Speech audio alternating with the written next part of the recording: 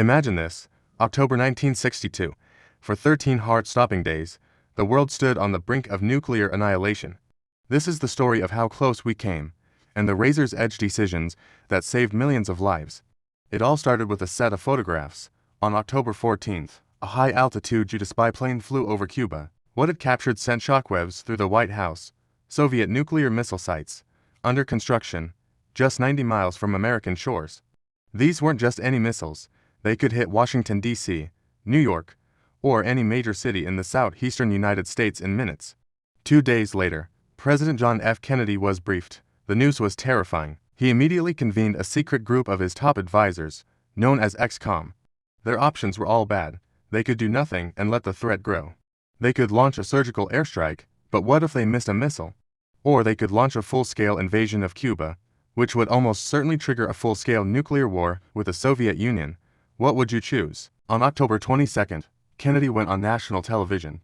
He revealed the crisis to a stunned American public and announced his decision: a naval quarantine around Cuba.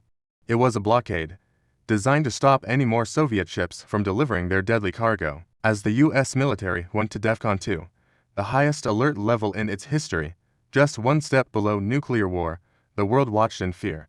Soviet ships steamed directly towards the quarantine line. The planet held its breath. A single shot could ignite an unstoppable chain reaction.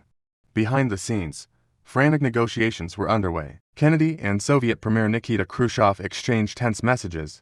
First, Khrushchev offered to remove the missiles if the U.S. pledged never to invade Cuba. But then a second, tougher message arrived, demanding the U.S. remove its own Jupiter missiles from Turkey, right on the Soviet border.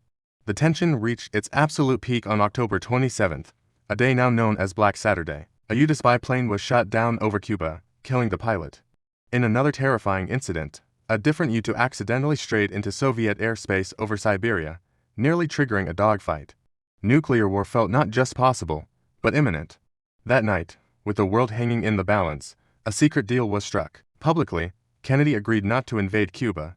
Privately, he also agreed to remove the American missiles from Turkey at a later date. The next day, October 28th, Khrushchev announced over the radio that the Soviet missiles would be dismantled.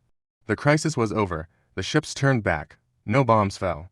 The Cuban Missile Crisis showed us how close we came to the end. For 13 days, history was balanced on a knife's edge, saved only by the last-minute choice for peace over war. Thanks for watching. If you found this piece of history as fascinating as we do, make sure to like this video and subscribe to our channel for more.